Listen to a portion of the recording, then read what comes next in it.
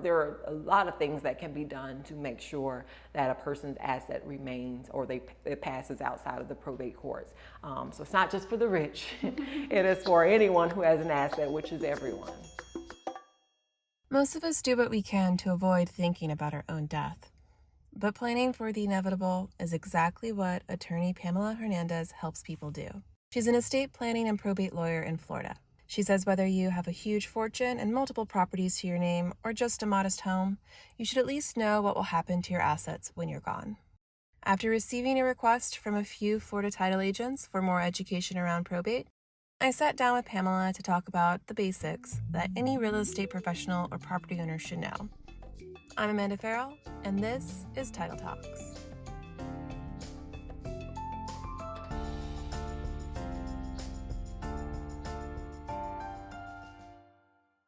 So thank you so much for sitting down with me today. I really appreciate it. Before we get started, do you mind introducing yourself? Tell me who you are and what you do. My name is Pamela Hernandez. I am an attorney here in the state of Florida. I have been practicing since 2013. I handle probate administration in the state of Florida, also a tax attorney and estate planning attorney. I work for the state of Florida as a senior attorney in the Department of Revenue, and also as a probate attorney in Florida. Well, so we're here today to talk about probate.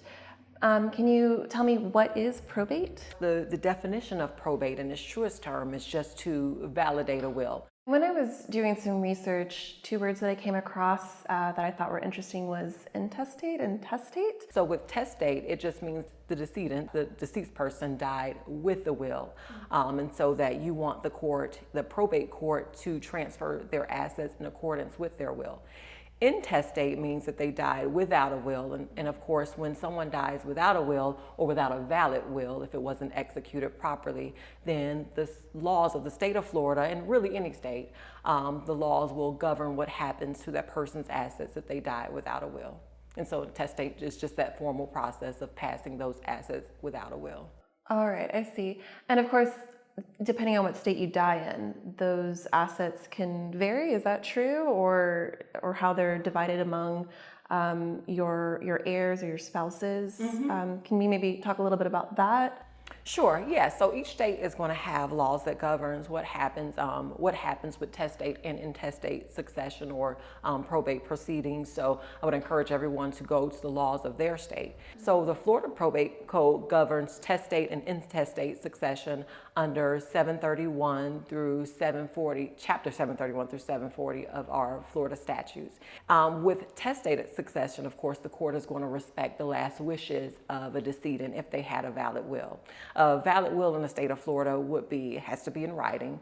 So the testator or the person making the will will have to write down their wishes in a writing that is signed in the presence of two witnesses and a notary, and the notaries also have to sign in the presence of the testator and two witnesses. Once they have a valid will, of course, that will is going to govern how their assets are going to be divided, of course, after valid creditor claims are made and paid out. With intestate succession, it's pretty neat. The state of Florida kind of draws like a family tree. And so it really just depends on the types of assets they had. And when I say how their assets passed, it really just depends on whether it was left in the will or not. So for assets that were passed under the will, if the testator said, I want my house or this car or these family heirlooms or jewelry to go to my heirs or my children, outright, etc., then normally, the decedent's wishes will be respected and they'll pass according to the will in the probate process. If they did not have a will and they died with assets in their name, or titled assets in their name or their estate's name, then the probate process is needed. A court order is going to be needed to be entered in order to legally transfer the title to that property. So you want to think of probate as a sort of a process in which someone died with legal title to some assets in their name, and so because they're not alive, they can't transfer the assets or that title, so a court order is now needed to kind of transfer those assets in someone's name. Probate process is going to involve appointing someone called a personal representative. Florida, we call it a personal representative, or you may have heard the term executor or executrix. That's the person that has that authority, that court granted authority to handle all the last, handle paying all the last bills of the decedent, handle notifying all the beneficiaries or the heirs of the decedent, and actually formally transferring those assets to that person, either under the will or under the laws of the state of Florida. And so the probate process is just, responsible for transferring those assets, and whether probate is needed, so whether an asset is going to be testate or intestate or passed through either one of those laws, it's just going to depend how the decedent died, if they had a will or if they had some other document that transferred title to that asset to that beneficiary or heir upon their death. Is probate always needed to transfer title when it comes to property, or are there other ways to ensure that that happens properly without the process of probate? It's a really good question. It's one that I get very often. And so probate is normally needed when someone, of course, dies with assets in their name, and there was no, let's say, beneficiary designated, or no one with a joint interest left on title that it can pass automatically to. So take a home, for example. If there was if someone died and they had a joint interest in the property with another person, and it had an automatic right of survivorship, then property will pass automatically by title to the survivor of the two. Or, if someone had a life interest in a property and they had a remainderment, someone named on the deed or on a title to gain the interest automatically upon the death of the life tenant, then no probate would be needed. But if there was no beneficiary designated, or if there was no survivor on title, and the decedent died with property or title solely in their name, then yes, probate would be needed, because now a court order would need to be entered in order to actually transfer legal title to that person. Probate is not always going to be needed. It's really needed when decedent had creditors that need to be paid out, and title to an asset needs to be transferred to those heirs or beneficiary. Related to that, then, if a surviving spouse, for instance, isn't listed on the deed, what usually, or the will, what would usually happen in terms of how those assets are divided in the state of Florida or in general? Generally, if the surviving spouse's name is not on a titled asset, unfortunately, probate will be needed. And that's probably one of the most common, I would say, one of the common misconceptions is that if I'm a surviving spouse, or if I'm a surviving child of a decedent, that the title to the property or the title to an asset automatically passed to me just by virtue of me being the surviving spouse or child. And it's not true, especially, in the world of title, where names on the deed, you can have dead persons on the deed. You need something that actually vests title in that one surviving spouse or that child or children, for example. So what would typically happen is that probate, is going to be needed. And if the decedent had a will, it makes it a lot easier. Generally, the will be respected. There are some other laws that come into play. Of course, being the surviving spouse would either take title to the property. If the sole surviving spouse and no children, then the surviving spouse would take 100% of the property or title to that property. If the surviving spouse, let's say, had children with the decedent, all of the same children, then that surviving spouse will still take 100% of the title to the assets or the assets of the decedent. It gets a little tricky when the decedent had children that are not children of the surviving spouse, because then by law, Florida laws would kind of split the interest between the surviving spouse and the children, so on and so forth. So it gets a little more complicated, but just a short version of it would be probate will still be needed to figure out who has rights to what and to divide those rights equally. So that's really important then to emphasize how important a will is. Yes. in situations like this. I can see families having some major issues after someone passes away. Yes. And dividing those assets. So just to ensure that there's no family drama afterwards, I can Yes. imagine it's really important that you have your will and testament recorded properly. Absolutely. And one thing I would say, so in order to sort of avoid probate, probate can be long and complicated, and we'll talk about the time frames for probate, but probate can be long, complicated, it can be costly, and it can really lend a result that the decedent never wanted in the first place. So a will is good to record your last wishes.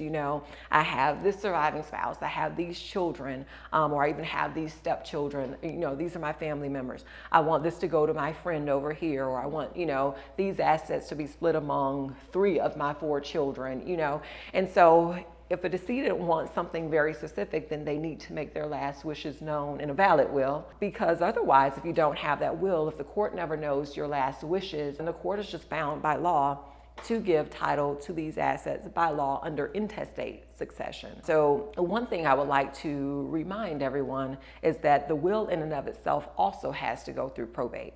Probate, the term itself, like I said earlier, means to validate a will.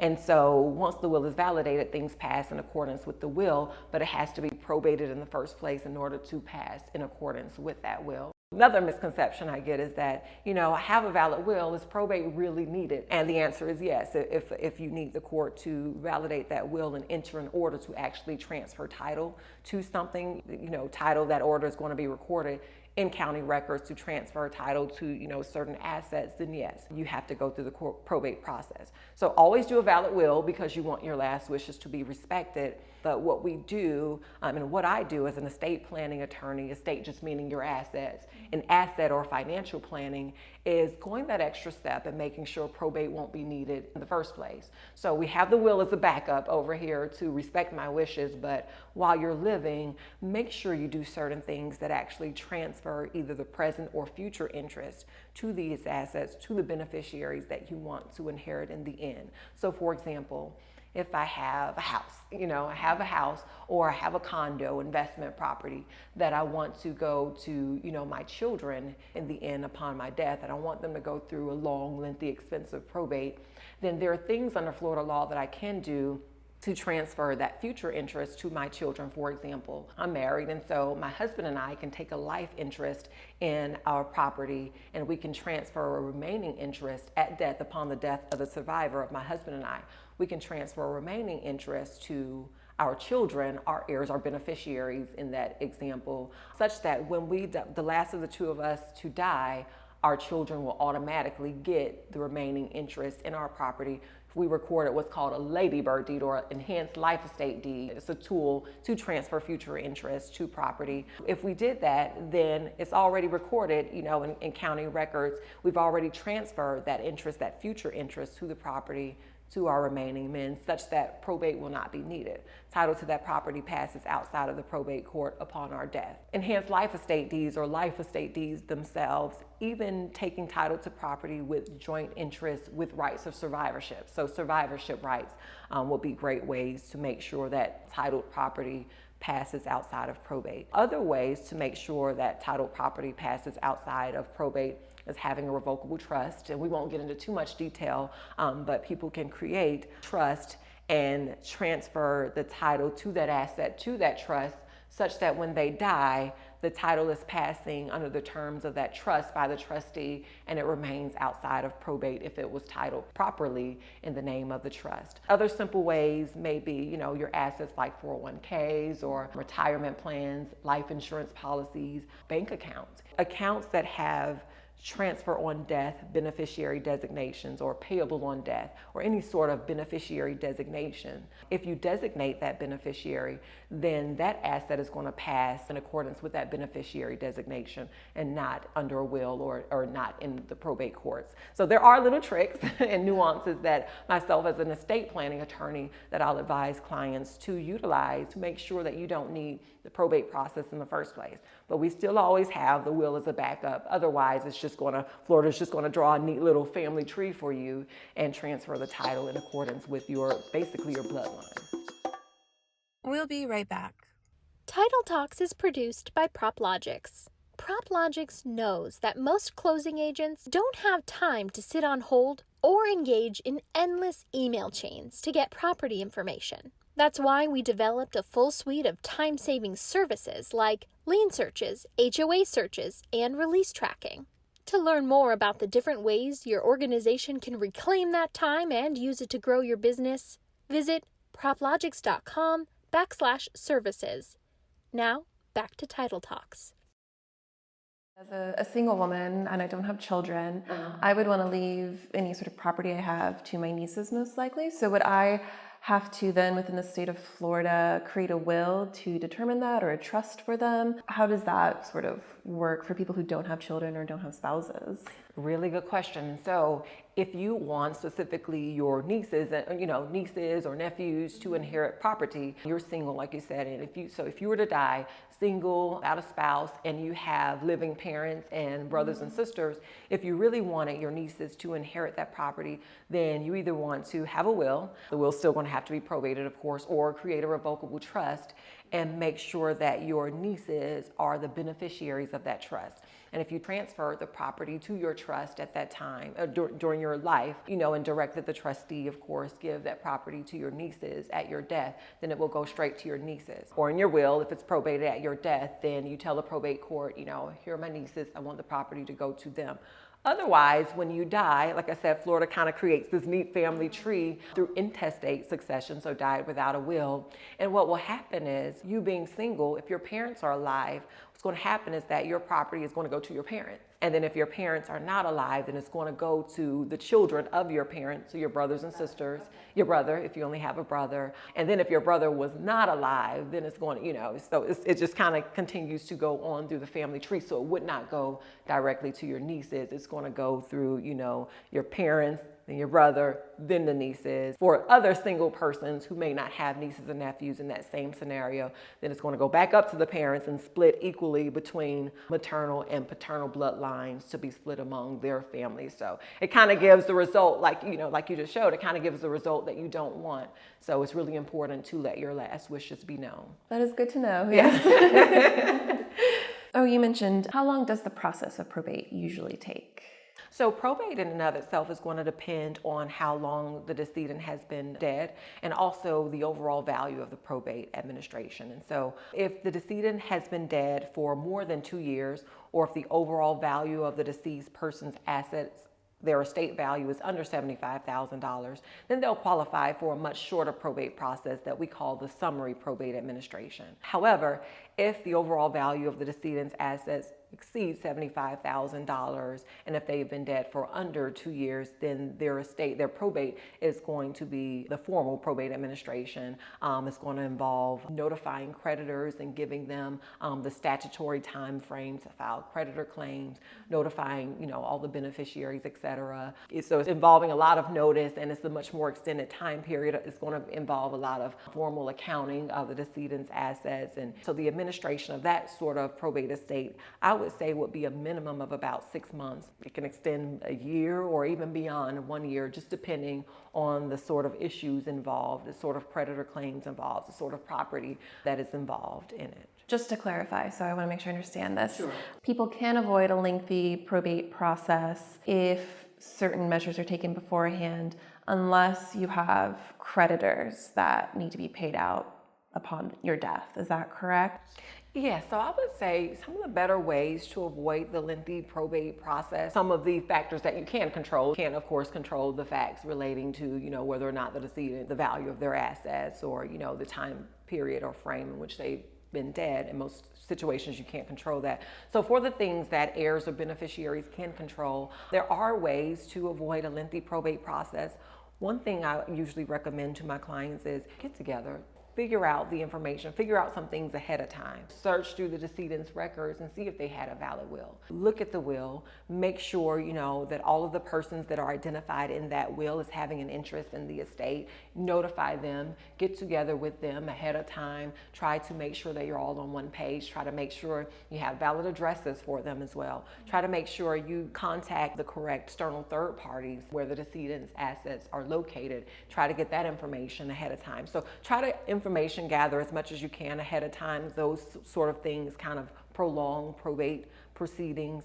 I would say get together with all the heirs and beneficiaries and try to work out something amongst yourselves. If they can get on one page, it makes it a lot easier in administering a probate estate. So those are some ways to avoid a lengthy probate proceeding. One of the ways that the decedent, while the decedent's living, of course, can avoid the lengthy probate proceeding would be through that estate planning. And estate planning is a fancy term, which essentially just means asset planning. So asset or wealth planning during a person's life and for their asset transfer at their death. So doing things like we said, special deeds that transfer interest in property or even trust. Those are ways to make sure that your heirs or your beneficiaries are not going through a lengthy probate proceeding. Yeah, I think for a lot of people, when you hear estate planning, it sounds like something really rich people do, but pretty much it's for anyone who has property and wants to ensure that their family, when they're going through that grieving process, has a pathway to ensure that your final wishes are executed properly. Yeah. Another misconception would be that, only rich people estate plan, and I can tell you it's not true. Probate in Florida can be very lengthy and it can be expensive. You're talking about probate costs, statutory costs, or what by statute, the Florida legislature thinks is a reasonable fee for probate administration is 3% of the overall value of a probate estate. So, when you're talking about, it's just a house, even if it's a person's homestead, their primary residence that may pass through the homestead laws in Florida to their heirs and or their surviving spouse, even if it's just that house, well, just passing that house alone can mean a couple of thousands of dollars in attorney's fees and probate court filing fees. And yes, if the title to that property remains in the decedent's name, then yes, you're going to need that probate. I've even had someone with an estate as small as about $7,000.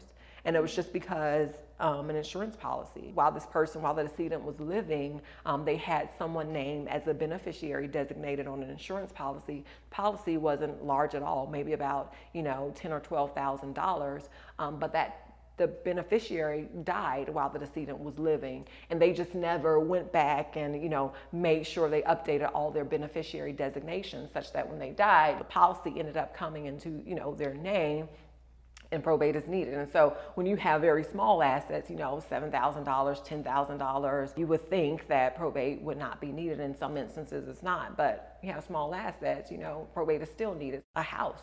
A lot of people say, well, I just owned a house. The only thing I have is a house, so surely I don't need to estate plan or plan for the transfer of that asset. It's just going to go to this person in the end, but probate is going to be needed if, the decedent is the only name on title. And so estate planning is for everyone. There are a lot of things that can be done to make sure that a person's asset remains or it passes outside of the probate courts. So it's not just for the rich. It is for anyone who has an asset, which is everyone. A big thanks to Pamela for sharing these tips with us. Next time on Title Talks, we'll bring you part 2 of my conversation with Pamela on the ways probate affects title rights and real estate closings. Title Talks is produced by PropLogics and myself. Original music is by Cole Sando. Original graphics are by Jordan Norris. If you have an idea for an episode, please email us at title.talks@proplogics.com. That's PROPLOGIX.com. Until next time, happy closings.